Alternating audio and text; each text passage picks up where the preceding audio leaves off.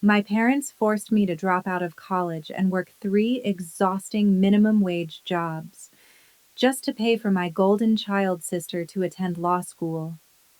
My own father looked me straight in the eyes, calmly swirling a glass of imported wine, and told me I was nothing more than an investment, a cash source created to fund her brilliance. 5 years later, I was sitting in the very last row of a federal courtroom in downtown Chicago.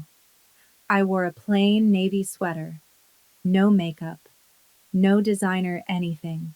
And I watched that same sister Lillian West stand confidently at the plaintiff's table, dressed in a flawless $3,000 ivory suit, preparing to deliver the opening statement of her very first multi-million-dollar corporate case. She opened her mouth, but before a single word came out, the judge interrupted. The entire courtroom froze. The most feared judge in the Northern District suddenly leaned forward, her voice cutting clean through the silence. "Miss West, would you like to join me in chambers?" And in that exact second, my sister stopped breathing. Her husband stopped moving. My parents forgot how to exist. "Miss West, would you like to join me in chambers?" Those were the exact words spoken by the Honorable Judge Cassandra Hale into the microphone of courtroom 417. And she wasn't looking at Lillian. She never even glanced at her. Lillian stood frozen at the front, her back straight, her polished hands gripping the edge of the mahogany podium. She had spent her entire life preparing for this exact moment. Perfect posture, perfect tone, perfect image. She had invited everyone, our parents, her husband, even distant relatives, to watch her prove she was everything they believed she was. The prodigy, the pride, the future. But Judge Hale didn't care. She looked past Lillian's perfectly curled hair, past the expensive legal team, past the invisible line separating power from the public. And she looked directly at me, Davina West, sitting alone in the back row, wearing a cheap sweater and silence. I wasn't a lawyer. According to my family, I was nothing. A dropout, a former waitress, a background character in my own life, a ghost they only remembered when they needed money or someone to blame. The silence that followed wasn't normal. It wasn't just quiet. It was suffocating. The kind of silence that crushes your chest when reality suddenly shifts and no one understands why.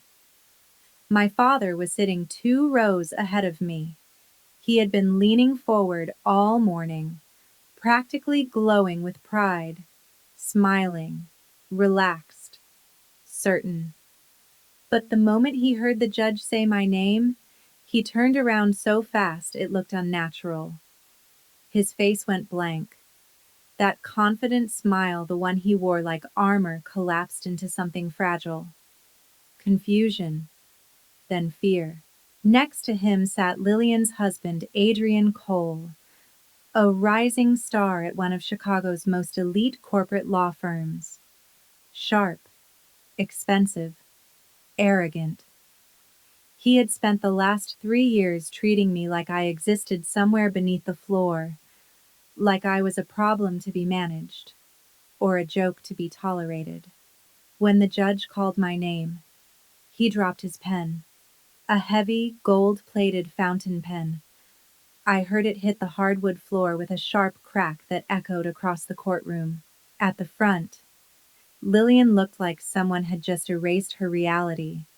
Her lips parted slightly, her fingers tightened around the podium, her knuckles turned white.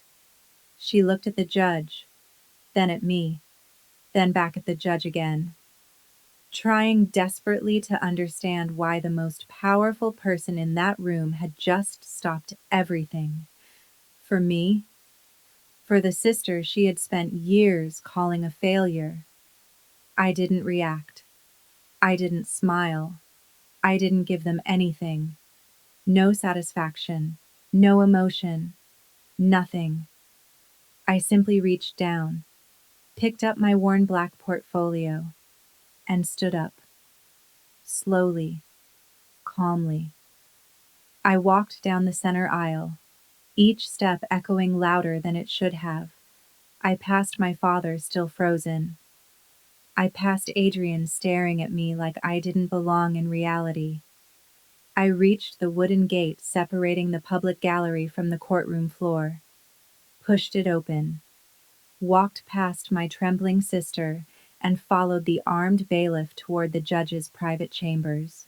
Before I tell you everything, take a moment to subscribe, but only do it if you truly believe in family, in loyalty, and in standing by what's right. I'm also curious. Where are you listening from right now? What's the weather like? Where you are? Tell me in the comments. I read every single one. This story contains some fictional elements and is enhanced with the support of AI, created to bring out deeper emotions and meaningful lessons. I hope you enjoy the journey and that it stays with you long after it ends. Now, let's continue. But to understand why a multi-million-dollar trial came to a complete stop, because of someone like me, you need to go back. Back to the exact moment I stopped being a daughter and became an account balance. 5 years earlier, I was 20 years old. I was halfway through my pre-law program at the University of Illinois. I had a perfect GPA. I lived in the library. I memorized case law until my head hurt and my eyes burned. I believed something simple. If I worked hard enough, if I stayed quiet, if I never caused trouble, one day, my parents would finally look at me the way they looked at Lillian. Proud, certain, certain that I mattered. It was a rainy Tuesday afternoon when everything ended. I walked into the bursar's office to finalize my registration for the fall semester. The clerk barely looked at me at first. She typed in my student ID, paused, and then frowned. That small pause was enough to make my stomach drop. She printed out a document and slid it under the glass. It was a notice from the bank. My tuition check had bounced. Not delayed, not pending. Rejected.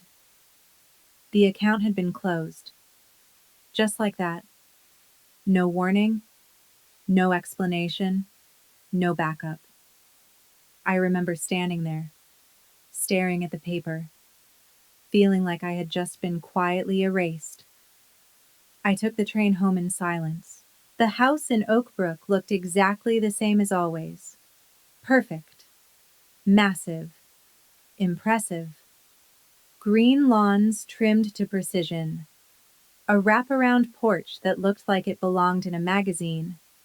The kind of house that told the world everything inside it was stable and successful. I walked through the front door and immediately heard laughter. Loud, happy, celebratory. It was coming from the kitchen. I stepped inside, still holding the paper in my hand. The countertops were polished marble. Sunlight poured through the wide windows. Everything looked warm, expensive, untouchable. My father stood at the center island, opening a bottle of champagne. My mother leaned against the counter, scrolling through her tablet with a soft smile. And Lillian. Lillian sat on a velvet stool, clapping her hands like a child who had just been handed the world. She had been accepted. An elite private law prep program in downtown Chicago. Exclusive, ridiculously expensive. A direct pipeline into top-tier law schools. The kind of program most people couldn't even dream of affording. I walked forward slowly and placed the printed notice on the marble counter. The paper barely made a sound. but it was enough. The laughter stopped. My father looked down at it, then up at me. There was no surprise in his eyes, no concern, no urgency, just calculation. He poured champagne into 3 crystal glasses, one for himself, one for my mother, one for Lillian. He didn't pour one for me. We restructured the education fund. Davina, my mother said casually, not even lifting her eyes from her screen. Her voice was light, indifferent, like she was explaining a minor household decision. Lillian's program requires full focus. She needs to live downtown, close to campus. Secure building, no distractions, no part-time jobs, no loans. She finally looked up, smiling faintly. Her potential needs to be protected. I felt something inside me collapse. Not loudly, not dramatically, just gone. I asked them how I was supposed to finish my degree. I reminded them I was already 2 years in. I reminded them I was at the top of my class. I reminded them they had promised me this since I was a child. All I needed was tuition, just the basics. My father picked up his glass. He took a slow sip, deliberate, controlled, letting the silence stretch until it pressed against my chest. When he finally spoke, his voice was calm, flat, completely empty of warmth. You're going to get a job. Davina. He looked at me the way someone looks at numbers on a spreadsheet. Not a daughter, not even a person. An asset, if you have to. You'll get 3. He set the glass down gently. You're the one who funds this family now. His eyes didn't soften, not even for a second. Lillian is the investment. She has the pedigree, the presence, the future. He leaned back slightly, completely certain of his logic. We have limited resources. We back the one who wins. He paused, just long enough for it to sink in. Don't be selfish. He said it like it was simple. Then he told me to go upstairs and pack. My room was being turned into Lillian's study. I was 20 years old. I had done everything right. I never caused trouble. Never asked for anything. I just studied and stayed quiet. And in one afternoon, I lost everything. My education, my home, my future. I didn't cry. I turned and went upstairs. I packed 2 small suitcases, just clothes and a few notebooks. When I came down, they were still celebrating. No one looked at me. No one said anything. I walked out. That night, I moved into a small, cold studio. The next morning, I started working. By the end of the week, I had 3 jobs: diner in the morning, legal deliveries in the afternoon, data entry at night. I barely slept. And every dollar I made was no longer mine. I didn't scream or throw anything. I had learned very early that showing anger or pain in that house only gave them more power. It gave them proof that I was unstable, emotional, weak. So I said nothing. I turned around, walked up the stairs, and went into the bedroom that was no longer mine. I packed everything I owned into 2 cheap canvas suitcases. Clothes, books, notes, nothing more. I carried them downstairs and walked out of the house before they even finished their first glass of champagne. That same night, I moved into a tiny, drafty studio on the edge of Chicago. The old radiator rattled all night long. The single window faced a stained brick wall just a few feet away. The wooden floor was cracked and peeling at the corners. It was a violent contrast to the polished marble and quiet luxury I had grown up with.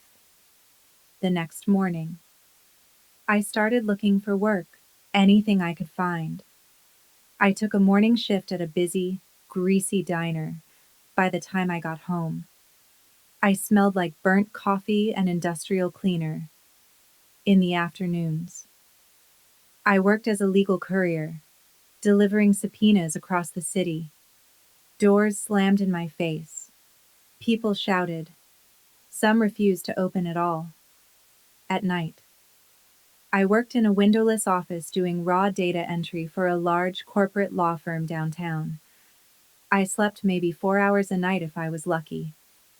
My hands were always dry and rough. My feet were constantly swollen, and my bank account never stayed full because my parents never stopped calling every month without fail. They demanded money for Lillian. They called it my responsibility. They said it was my duty to support the only one in the family who was actually going somewhere. So I sent the money.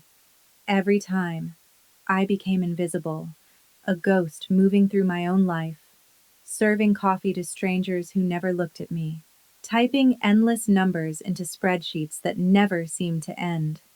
While my sister spent the money I earned on designer bags and luxury experiences, they thought they had broken me. They thought I would stay there forever, at the bottom, quiet, obedient. But they had no idea what I was doing during those long, silent night shifts. They had no idea that while I was typing their data, I was reading everything, every contract, every email, every hidden line. I was learning how their world actually worked. They didn't realize it, but forcing me into that job was the most expensive mistake they would ever make. For 2 years, my life followed the same pattern. Wake up before sunrise, work until exhaustion, send money, repeat.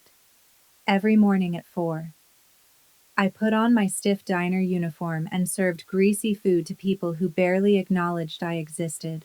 By noon, I was on the subway with a leather bag full of legal documents, tracking down people who didn't want to be found, standing in the cold, waiting outside buildings, getting cursed at when I handed over court papers. It hardened me. It taught me how to read people, how to see through lies, how to stay completely still when someone tried to break me. And every single week, my phone rang. Not once did they ask if I was okay. Not once did they ask if I had eaten. It was always about money. Lillian needed $2,000 for a prep course, then $1,500 for a summer rental with her classmates. Because networking mattered. Because her future mattered. More than mine ever did. I sent the money every time. No arguments. No questions. I worked my shifts, counted my tips, and transferred whatever they asked for, quietly, carefully, keeping track of every dollar they took from me. The reality of my place in that family became clear during a Sunday dinner. I had just finished a double shift at the diner. I was exhausted. My feet hurt.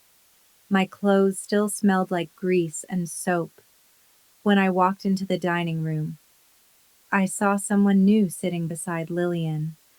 His name was Adrian Cole, a junior partner at one of the top corporate law firms in Chicago.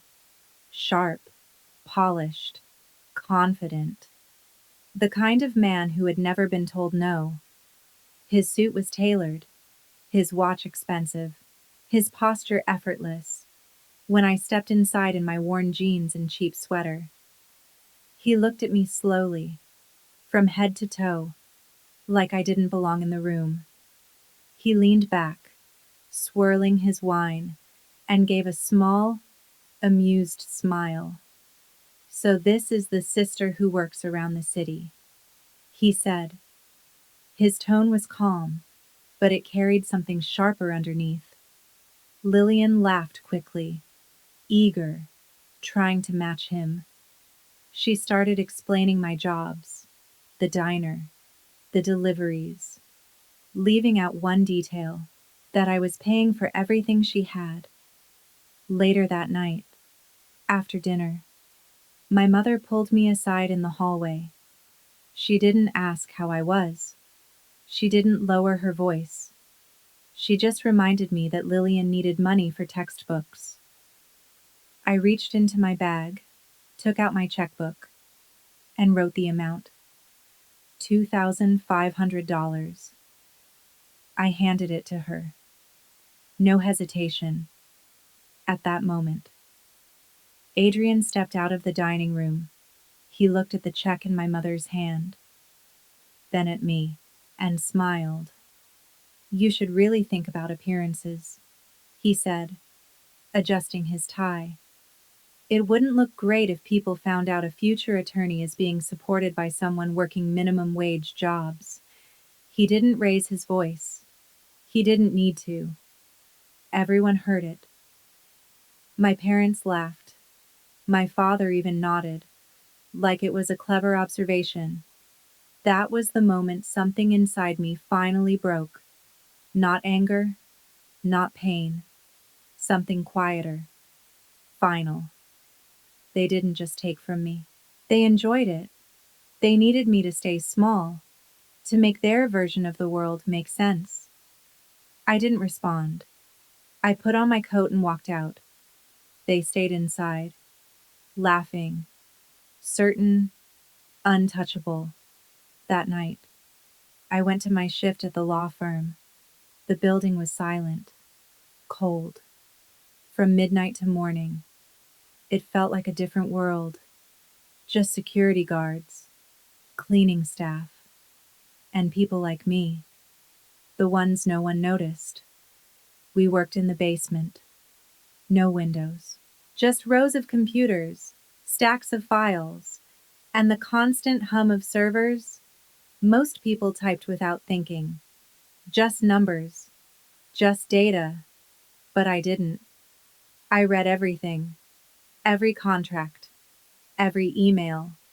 Every detail they assumed no one would notice. And slowly, I started to understand how their world really worked.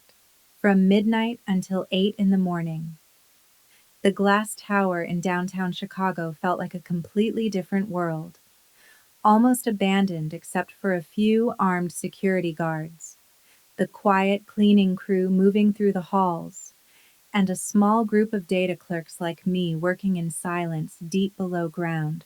We were assigned to a windowless basement filled with humming servers and stacks of cardboard boxes that seemed to reach the ceiling. Each one packed with documents that no one else wanted to read. The work was repetitive and exhausting. We scanned, sorted, and entered thousands of pages into the firm's system. Most of the clerks didn't pay attention to what they were typing. They kept their headphones on, eyes fixed on the screen, just trying to get through the night. But I read everything. Every contract, every internal email, every financial record hidden inside those files. Over time, I started seeing patterns. I began to understand how cases were built, how information was layered, how truth could be hidden inside volume. The lawyers upstairs didn't read raw data. They relied on summaries. And because of that, they missed things, important things. At that time, we were processing documents for a major corporate fraud case. The lead prosecutor was Cassandra Hale. She had a reputation across the entire city. Sharp, relentless, unforgiving. She didn't lose. It was early Tuesday morning. The room was cold, silent. The only sound was the steady rhythm of my keyboard as I worked through another file. I was working through a massive set of financial spreadsheets submitted by the defense team. Thousands of rows of dense, repetitive numbers designed to overwhelm anyone reading them. The kind of files most people would rush through without thinking twice. But something felt off. A detail didn't align. I stopped typing and opened the file's advanced properties, digging into the metadata hidden beneath the surface. Metadata is the digital footprint every file carries, a record of when it was created, who accessed it, and exactly when it was last changed. The defense claimed the contract had been finalized 3 years earlier, long before the dispute began, but the metadata told a different story. The specific cell containing the contract date had been modified just 2 weeks ago. It was clear. The document had been altered. It was a small detail, buried deep inside a massive file, something every associate upstairs had missed. I didn't report it to my supervisor. I already knew what would happen. They would take it, claim it, and erase me from it. So I printed the server log, wrote a short note, checked the timestamp in cell D4 against the system record. Then I took the elevator upstairs. The executive floor was quiet. I placed the paper on Cassandra Hale's desk and left. The next night, I returned from my shift, swiped my badge, opened the basement door, and stopped. She was sitting there, in my chair, holding the note, watching the entrance. When she saw me, she stood up slowly. She didn't ask where I studied, didn't ask for my background. She looked straight at me and asked, calmly, "How did you find this?" I didn't hesitate.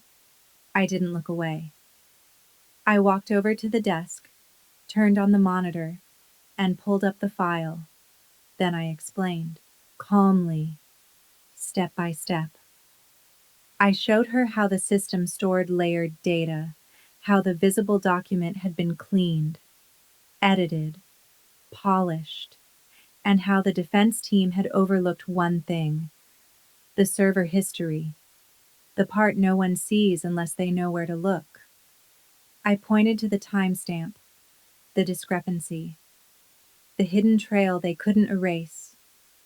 Cassandra Hale didn't interrupt. She didn't move. She just stood there, listening in complete silence. When I finished, the room felt heavier. The fluorescent lights buzzed softly above us. She looked at me for a long moment, studying me. "You are wasting your life down here," she said finally. Her voice was sharp, certain. "The associates upstairs read case law all day, but they don't understand what they're looking at." She stepped closer to the screen. "They don't see how lies are built." Then she looked back at me. "I need someone who does." That night changed everything. She didn't ask for my resume. She didn't care about my degree. She cared about what I could see. After that, she started bringing me in quietly, not to argue cases, not to stand in court, to learn something else, something more valuable. She showed me how the system really worked, how cases were won before they ever reached a courtroom, how to follow money across accounts no one was supposed to find, how to recover communications people thought were gone forever, how to turn data into leverage, into pressure, into control. I learned quickly, faster than I expected, and I understood something. This world wasn't about who spoke the loudest, or who wore the most expensive suit. It was about control. Control of information, control of truth, control of what could be proven. And while I was down there learning all of that, Lillian was spending everything I earned, learning how to perform, how to sound confident, how to win attention in a room. She was learning how to look powerful. I was learning how to end cases before they even began. I was learning how to end a case before it ever reached a courtroom. And in that cold basement, I made a decision. I wasn't going back to college. I wasn't going back to classrooms, lectures, or theories that didn't match the real world I was already inside. I chose a different path, quiet, invisible. I took every dollar I had left and invested it into specialized digital forensic certifications. No shortcuts, no guidance. Just long nights in my freezing apartment, teaching myself how systems worked, how data moved, how it could be hidden, and how it could be found again. I learned advanced extraction methods, encrypted server structures, metadata analysis at a level most people never even heard of. Cassandra Hale didn't advertise what I could do. She introduced me carefully to the right people, a small circle of elite litigators who didn't care about degrees. They cared about results. They needed someone who could find what others missed, someone who could uncover the truth buried inside layers of data. By the time I turned 24, I had built something of my own, quietly. Davina West Consulting. I wasn't a lawyer. I didn't stand in court. I worked behind it. I became the person they called when they needed proof. Real proof. The kind that couldn't be argued away. I charged $500 an hour, and within months, my schedule was full. Firms across the country reached out. Case after case, problem after problem, and I solved them. But my family knew nothing. I kept it that way. I stayed in the same apartment, drove the same old car, worked occasional diner shifts on weekends just to maintain the illusion. I understood how they thought. If they knew the truth, they wouldn't change. They would take, demand, control. So I stayed invisible. Let them believe I was still the failure they had defined, the ghost they created. The first time I said no came 3 months before Lillian's wedding. It was a normal Tuesday, at least. It started that way. I chose to stay silent about my success and let them keep believing I was nothing. If you were in my position, would you have done the same? Would you hide your success just to protect yourself from a toxic family? If you agree with my decision, leave a 1 in the comments. I was sitting behind the heavy wooden desk in my private office in downtown Chicago, reviewing a confidential agreement for a new client. The kind of contract that required precision, patience, and absolute focus. The city stretched out beneath the glass windows behind me, quiet and controlled. Nothing like the chaos I had once lived in. Everything in that room was deliberate, earned, and mine. My phone vibrated.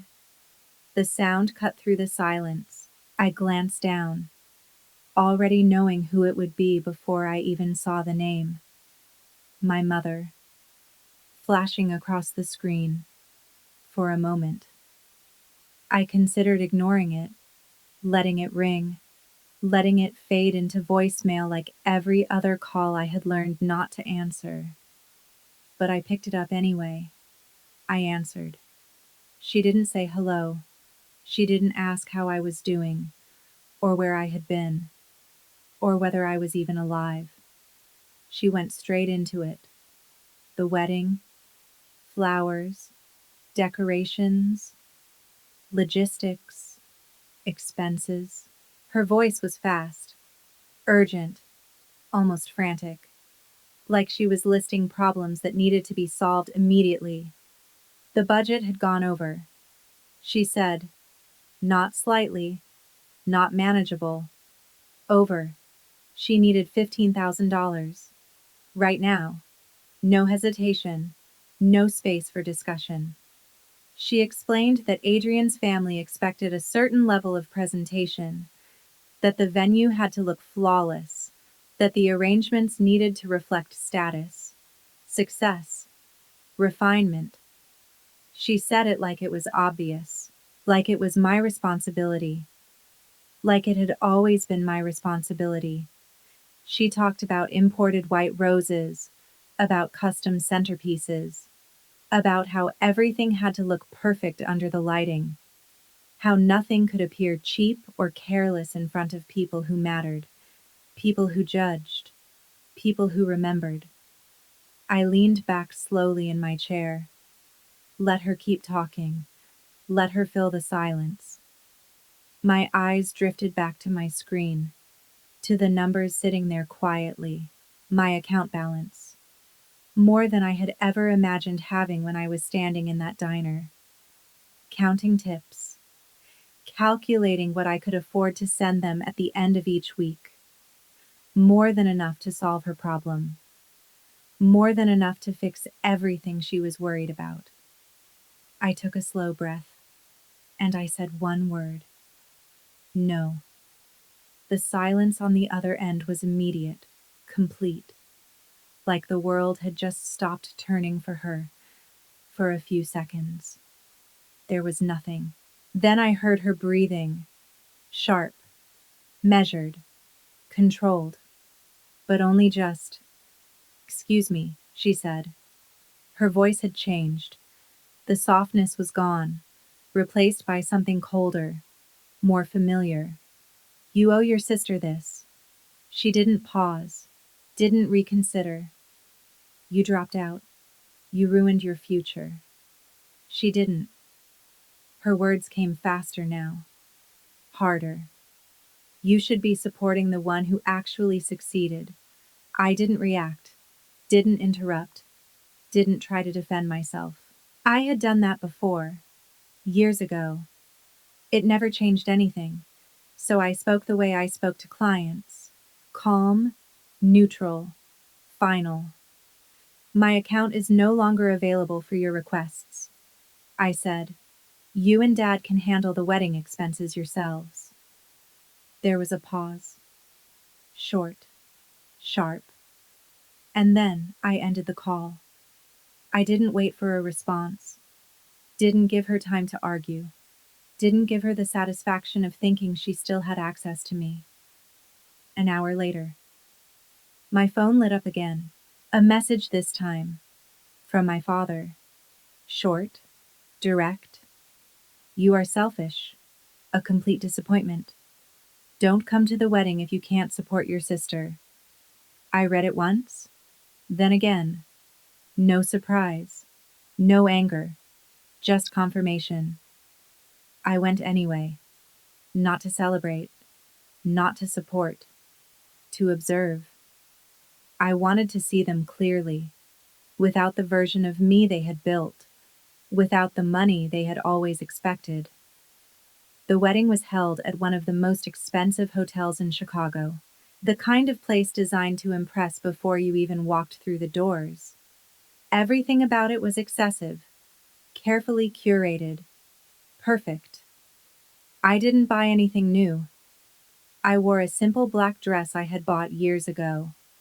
Plain, unremarkable, invisible. When I stepped into the ballroom, the scent of white roses hit me immediately, heavy, almost suffocating. Thousands of them, imported, arranged in perfect symmetry. Crystal chandeliers reflected light across polished floors. Music drifted through the room, soft and controlled. Waiters moved quietly between guests, carrying trays of champagne, laughter, conversation, everything exactly as they wanted it. I walked toward the seating chart near the entrance. A large, elegant display of names and tables. I found mine, and read it carefully. I wasn't at the main table, not with my parents, not with Lillian, not with Adrian's family. I wasn't even placed with extended relatives or distant acquaintances. My name was assigned to table 14. I walked across the room to find it. It was hidden, deliberately, behind a large structural column, near the kitchen doors, where the noise was louder, where the movement never stopped. A table for vendors, for staff, not for guests. Exactly where they thought I belonged. And for the first time in years, I didn't feel anything at all. My parents had placed me exactly where they believed I belonged, not by accident, not due to lack of space, but with careful intention and quiet precision that said more than any words they could have spoken out loud.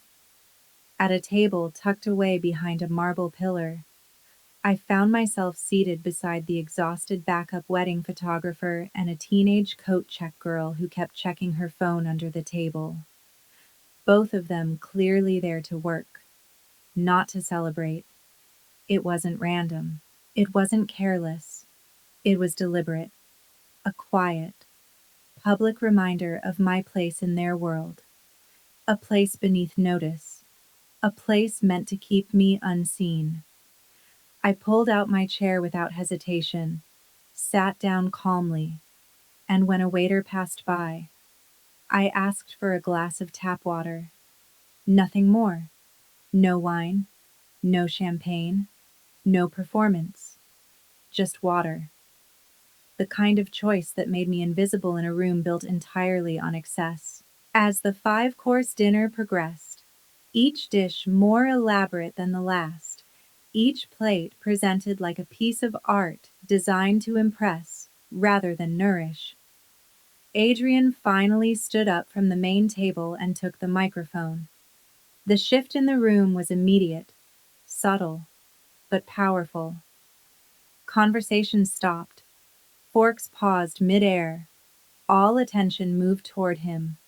He looked exactly the way he always did. Flawless, composed. Every detail of his tailored tuxedo sharp and intentional. Every movement controlled. Every expression measured for maximum effect. He stood there like he belonged at the center of everything.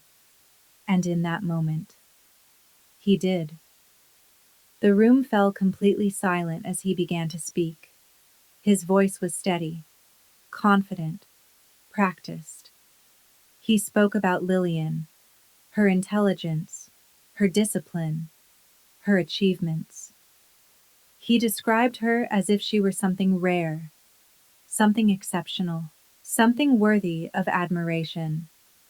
He told the room she would be joining his firm as an associate, his tone carrying pride not just for her, but for himself, for the decision, for the image they created together. The guests responded exactly as expected. Applause, warm, loud, approving, the kind of reaction that feeds people like him. Then he paused, just long enough to draw attention, just long enough to create anticipation. He lowered the microphone slightly, and then he looked across the room, past the polished tables, past the well-dressed guests, past everything designed to distract, directly toward me, even from the shadow of the pillar. I felt it, the focus, the intention. A small smile formed on his face, not warm, not kind, calculated, sharp, deliberate. She earned all of this through talent and discipline, he said smoothly. Then, without breaking his rhythm, without raising his voice, he added, unlike some people who choose easier paths and settle for less, the words landed exactly where he wanted them to.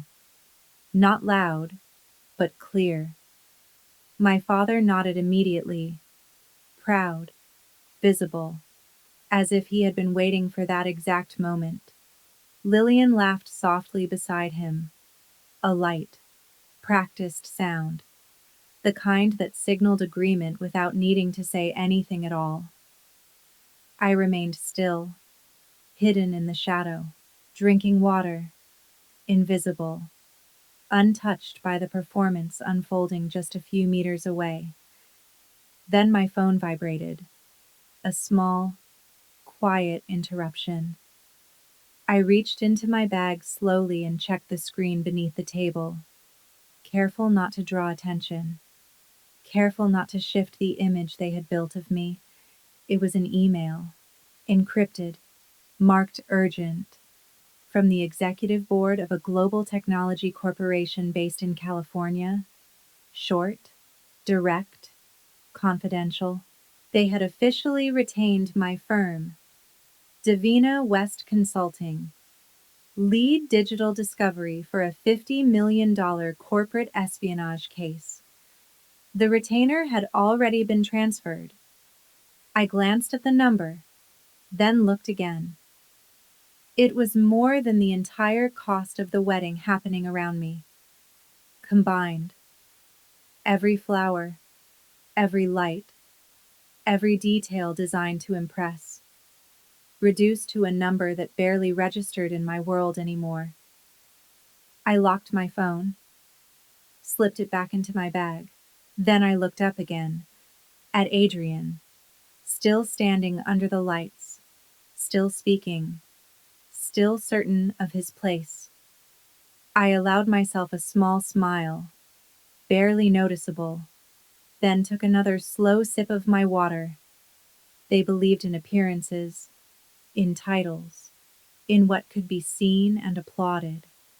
They believed power came from being at the center of attention, from being acknowledged, validated, admired.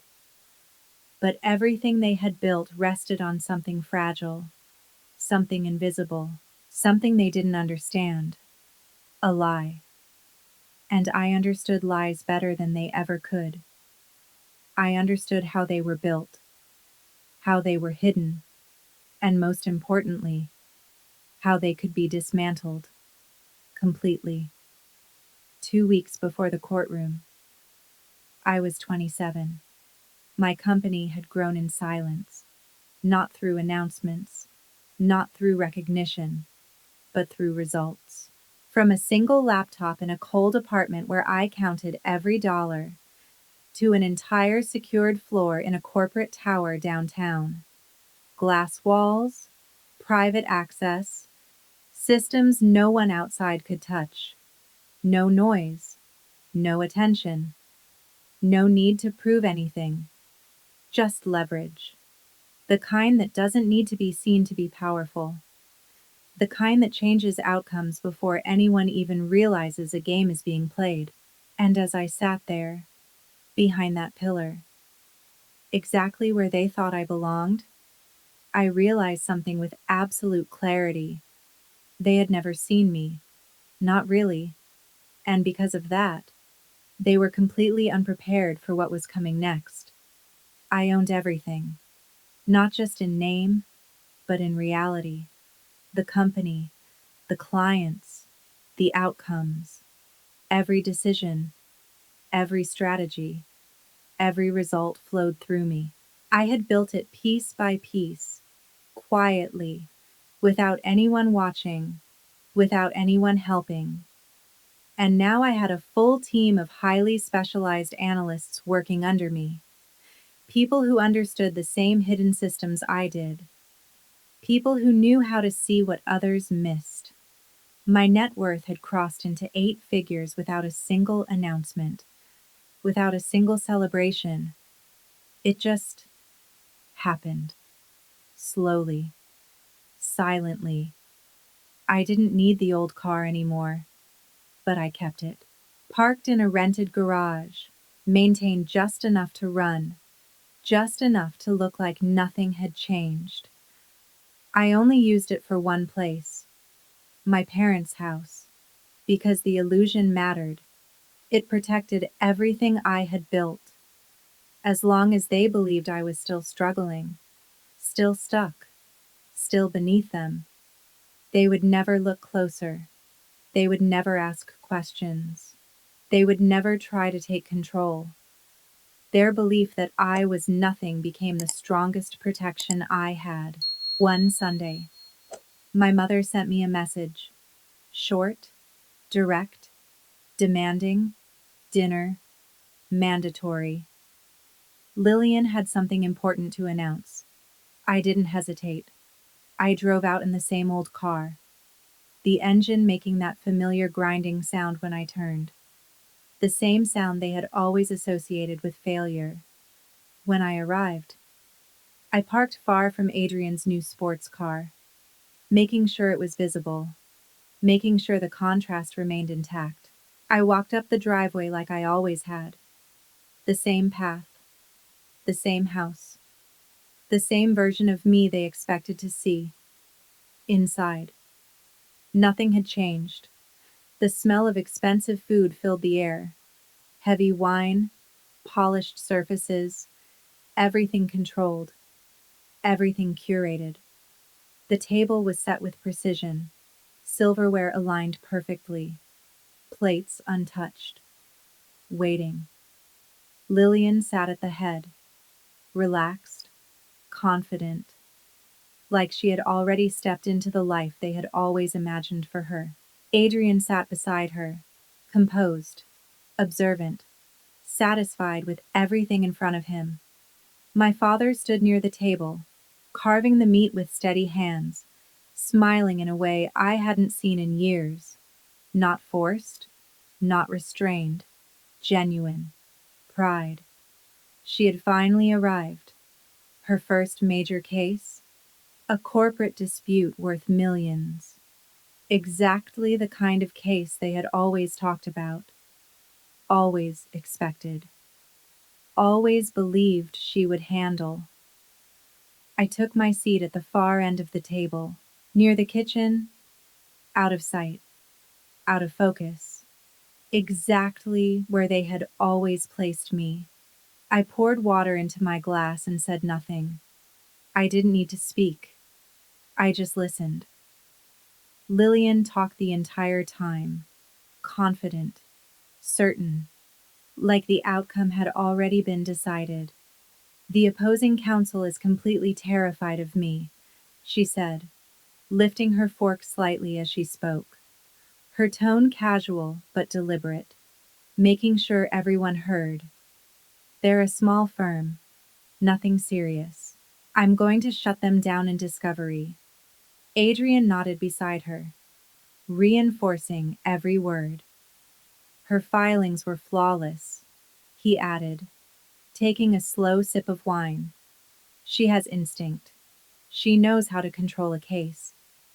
My father raised his glass, the moment building exactly as they wanted. To my daughter, he said, his voice warm with pride, the one who was always meant for this. Lillian smiled, absorbing it, holding on to it, letting it reinforce everything she believed about herself.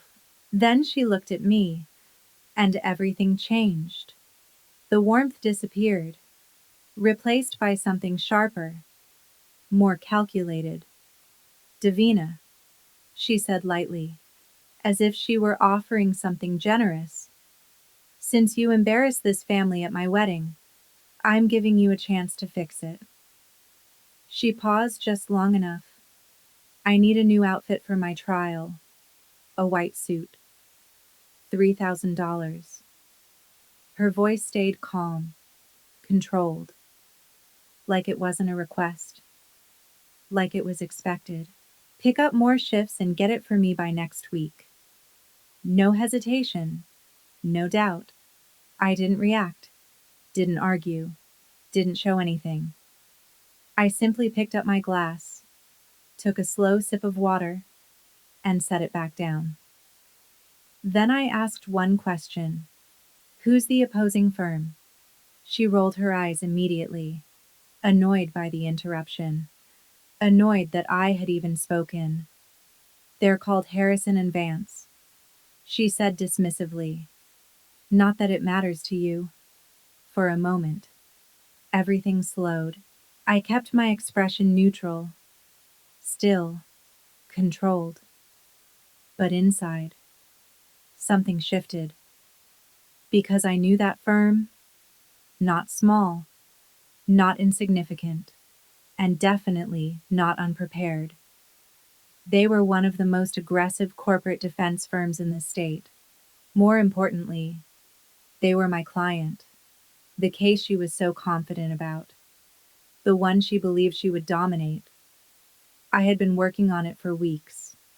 I had seen everything, every document, every file, every hidden layer of evidence, and I knew something she didn't, something no one at that table understood, something that would not just weaken her case, but destroy it completely. I knew the truth, not a suspicion, not a theory, a fact. Her client was lying. The real estate developer had fabricated an entire chain of internal emails, carefully constructing a narrative that made it look like the opposing company had breached the contract first, shifting the entire foundation of the case in his favor. The emails were clean, convincing, structured to withstand surface-level scrutiny, but they were still fake. Every detail had been engineered, and Lillian had taken them at face value. No hesitation, no verification. She had filed them directly into federal court as official evidence.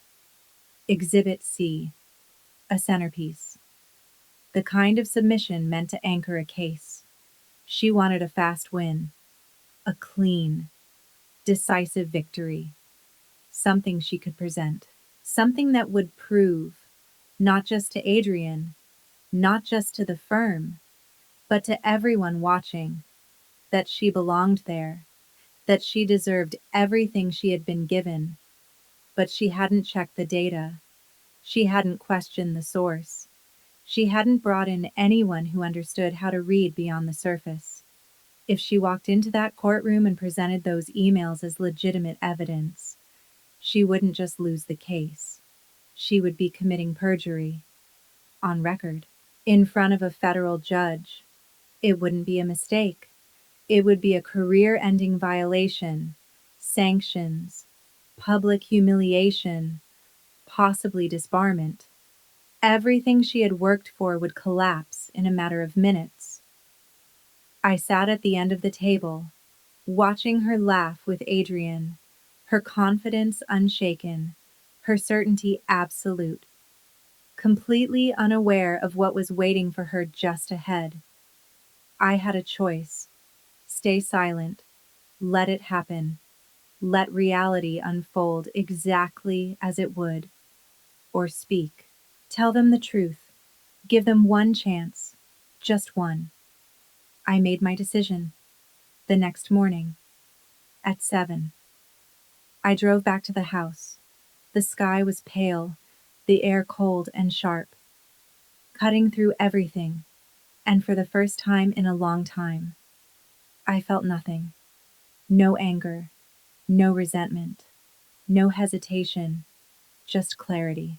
I walked up the stone path and saw my father sitting on the porch, exactly where he always sat in the mornings, calm, comfortable, reading his paper like nothing in the world could disturb him.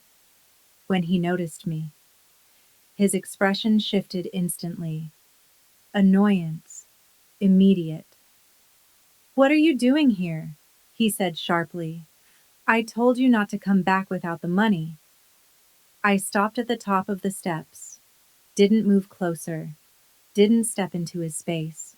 "Dad," I said, keeping my voice steady, controlled. "You need to call Lillian, right now."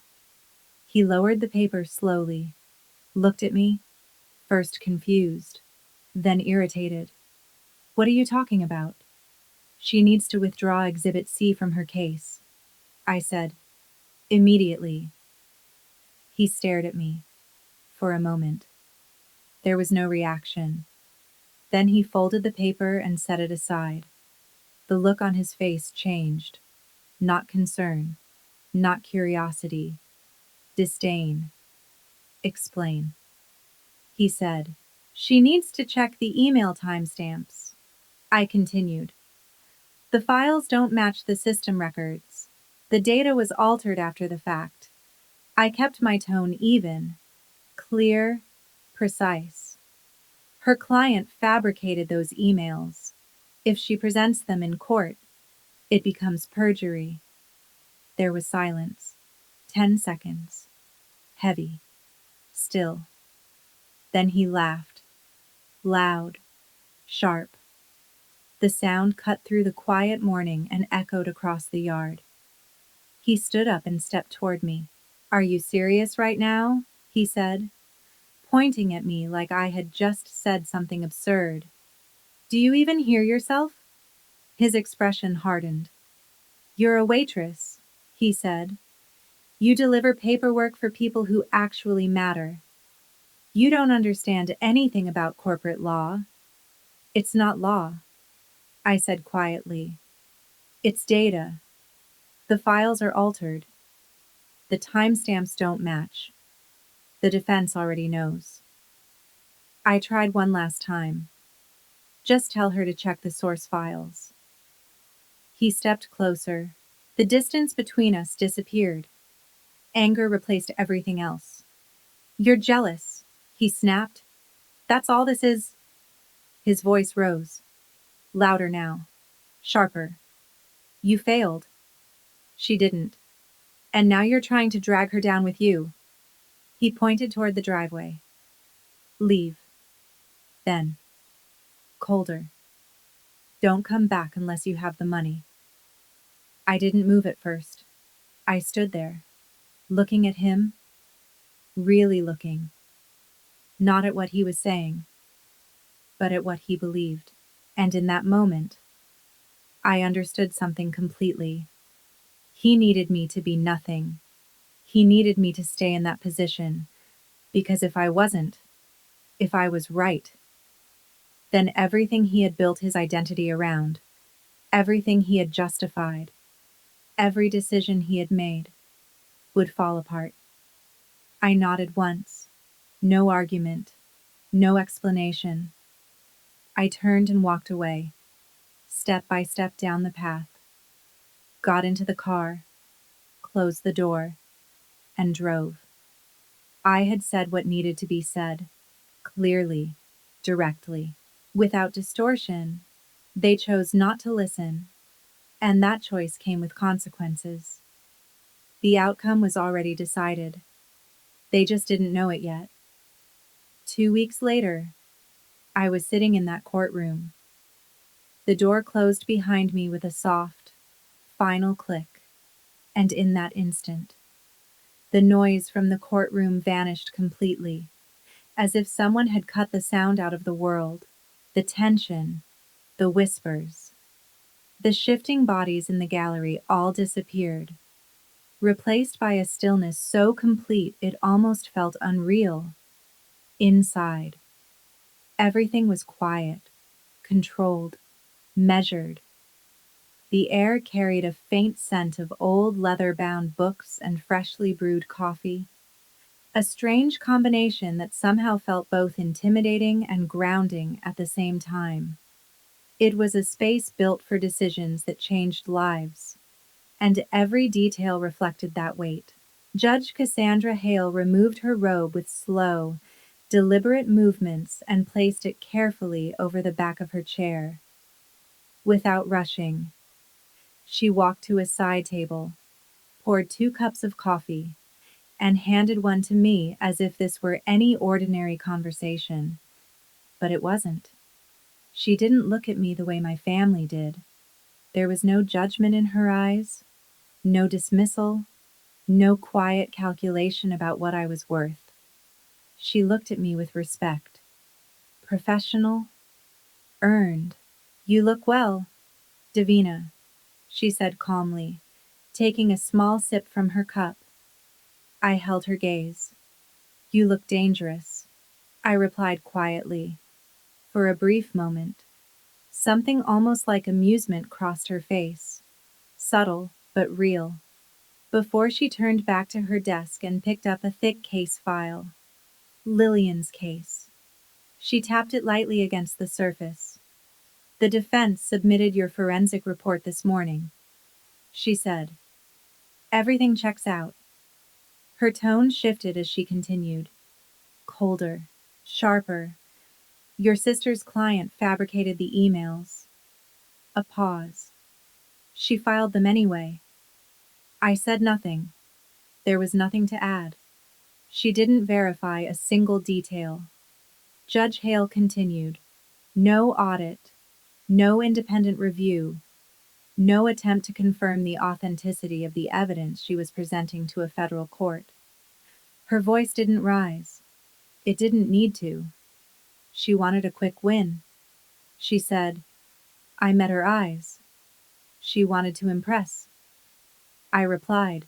Judge Hale gave a small, understanding nod. Then her expression hardened. Decisive. She will be sanctioned. She said, I have no choice. There was no hesitation in her voice, no room for negotiation. She submitted false evidence into federal court. That is not an oversight. That is a violation. Her gaze sharpened further, and she will face the consequences. The words settled between us. Final. Unavoidable. Then she added, more quietly, I only called you in because I saw your last name on the docket.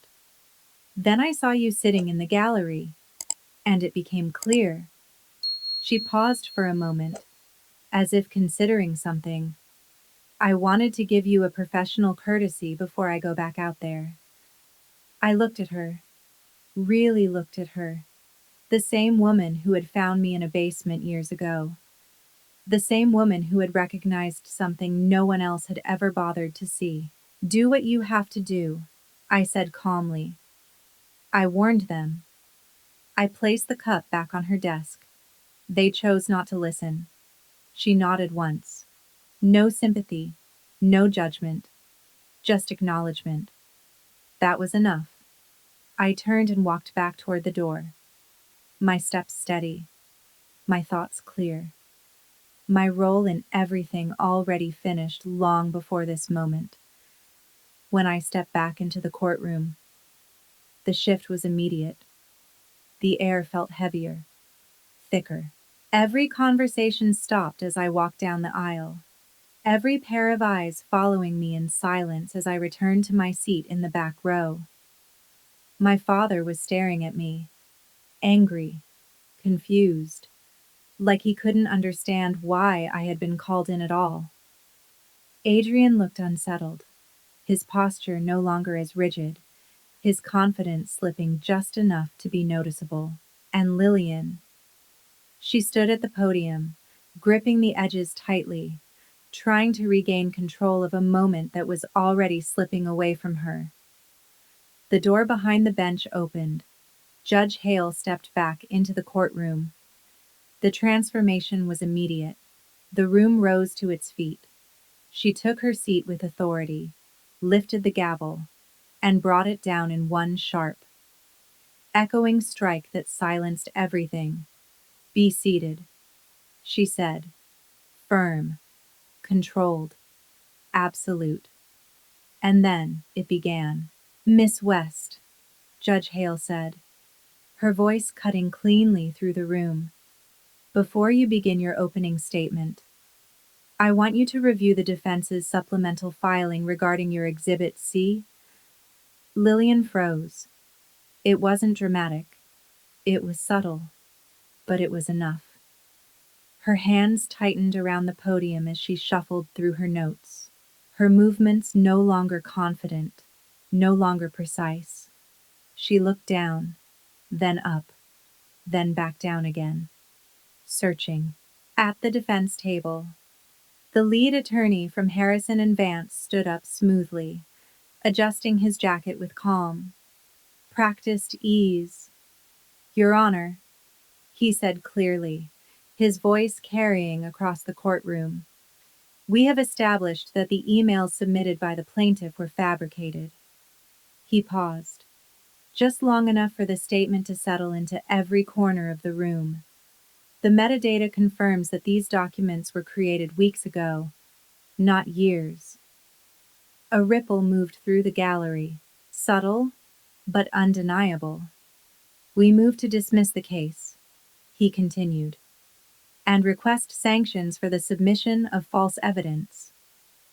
Lillian stepped forward, gripping the microphone tightly, her composure slipping.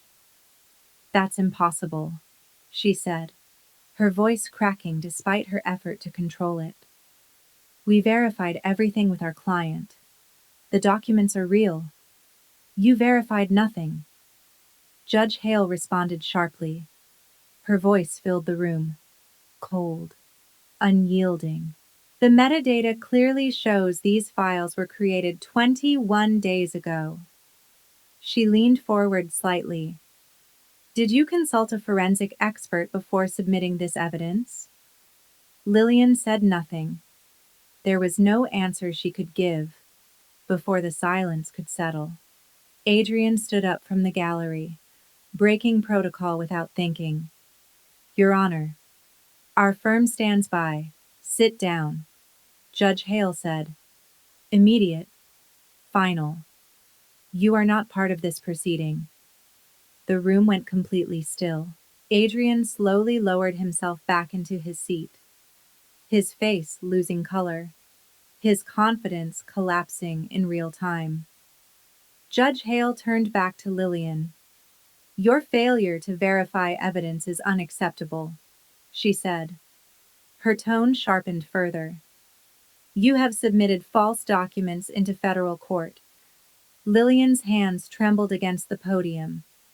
This case is dismissed. Judge Hale continued. Sanctions will follow. The gavel came down. Once. And it was over. Just like that. Months of preparation, years of expectation, gone. In seconds. Outside the courtroom, everything unraveled. Lillian leaned against the wall, crying openly now, her carefully constructed image shattered beyond repair. Adrian paced the hallway, phone pressed to his ear, his voice low and urgent as he tried to salvage what little he could. But there was nothing left to control, nothing left to fix. The damage had already been done. My parents looked older, not just tired, broken. When I stepped into the hallway, my father saw me immediately. He walked straight toward me, ignoring Lillian completely. What did you say to her? He shouted, pointing at me. What did you do? His voice was loud, uncontrolled. You ruined this. You destroyed her case. Before he could continue, the courtroom doors opened. The lead attorney from Harrison and Vance stepped out. Composed. Calm. He walked past my father without even looking at him, then stopped in front of me, extended his hand. Excellent work, he said clearly. Your analysis saved our client over $30 million. The hallway went quiet. Completely. He continued speaking. We've sent the final payment to your office. My father lowered his hand slowly, confused. Lillian stopped crying. Adrian didn't move. His phone slipped from his hand and hit the floor. He looked at me, like he was seeing me for the first time. Your firm, he said quietly, and everything they believed collapsed. I looked at my father, then at Lillian, then at Adrian. I was never your cash source, I said quietly. I own the company. They didn't speak. I handled digital forensics for the firms you wish you could work with. My voice stayed steady. I warned you. No one answered. There was nothing left to say. I picked up my portfolio and walked away. Through the doors. Out into the cold air. The car was waiting. I got in and told the driver to take me back. I had work to do, and nothing tying me back anymore over the next months. Everything changed. Not because I did anything, because they did. Adrian's firm reacted first. The case had been public, the failure visible. They couldn't ignore it, and neither could anyone else. Adrian's firm acted immediately, the next morning. He was called into a closed meeting. No discussion, no second chances. They stripped him of his major accounts, told him directly that the failure in court had damaged the firm, that it was his responsibility, and it was unacceptable. He didn't argue. He didn't defend her. Within 2 days, he was gone. He packed his suits, left the apartment, filed for divorce before the week ended. He refused to support her, said her actions had cost him everything. Lillian was left alone, in a place she couldn't afford, with nothing stable left. Then came the next step, the ethics board. Judge Hale followed through. The report was submitted, detailed, unforgiving. Lillian was called in. A formal hearing, public. She tried to explain, blamed the client, blamed Adrian, even tried to shift the focus to me, but none of it mattered. The evidence was clear. The decision was final. Her license was revoked. And with it, everything she had built disappeared. Her education meant nothing now. All the money, all the sacrifice, gone. She had no license, no income, only debt. And a public failure no firm would forget. No one would hire her, not even for the simplest position. But the real collapse came next. My parents. I ran a full financial check, quietly, legally. What I found wasn't surprising. My father had taken out a second mortgage, a large one. He used it to pay for everything, her tuition, her programs, the wedding. He believed it would pay off, that she would succeed, that she would return it all. That belief was gone, with no income and no career. The payment stopped. The bank didn't wait. 4 months later, foreclosure began. The house was no longer theirs. The same house he once stood in and called me useless. Now it was being taken. I drove past one afternoon, just to see. A moving truck was in the driveway. Cheap. Unremarkable. My parents were carrying boxes themselves. No staff. No help. Just them. And everything they had built, being taken away. The kitchen was gone. The marble counters. The place where everything changed. It all belonged to the bank now. Lillian had been forced out of her apartment. She was back at the house, angry, trapped, with nothing left to protect her. My mother called me once. I was in my office when my phone lit up. I saw her name. I didn't answer. I let it go to voicemail. She left a message, long, desperate. She didn't apologize, not for what they did, not for what they took, not for how they treated me. She went straight to money, said they were losing the house, that they needed help. 200,000, immediately. She said family supports each other, that it was my responsibility. I listened, quietly, then deleted it. I didn't call back. I didn't respond. And I didn't send anything. I blocked her number.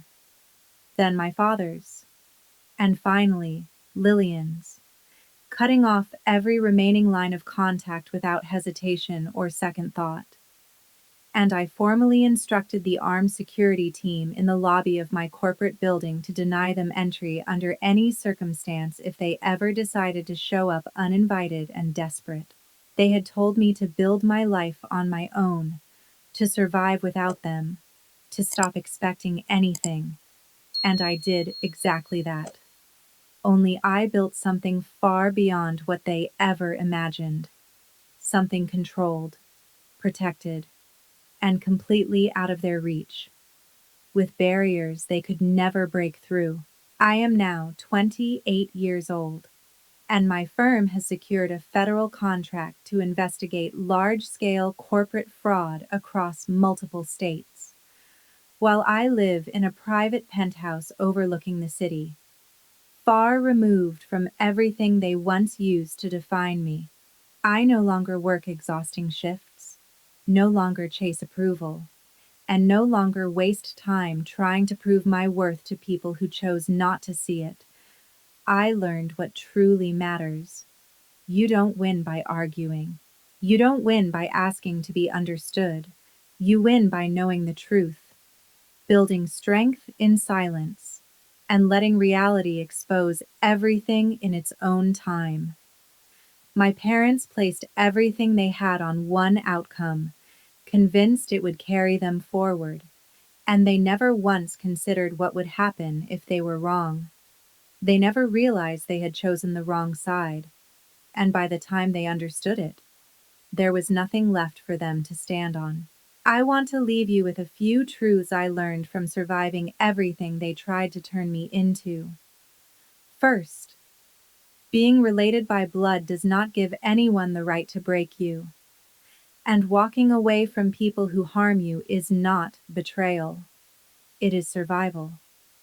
Second, silence can be stronger than any argument when you use it with purpose, because while others are busy proving themselves with noise, you are building something real with facts. Third, real power does not need attention to exist, and while my sister needed a stage to feel important, I built something far greater where no one could interfere. Fourth, you cannot save people who refuse to see the truth. And sometimes the only thing left to do is step aside and let reality teach them what you already tried to explain. Fifth, your value is not defined by a degree, a title, or someone else's approval. Because the moment you understand how the world actually works, you stop needing permission to succeed. If this story touched you in any way, you have the power to do something meaningful right now. A simple like or subscribe isn't just support for this channel. It helps this story reach someone who might be going through the same thing in silence. Your comment could be the words that give someone strength to walk away, to stand up, or to finally see their own worth. When you share this video, you're not just passing along content, you're helping someone change their life.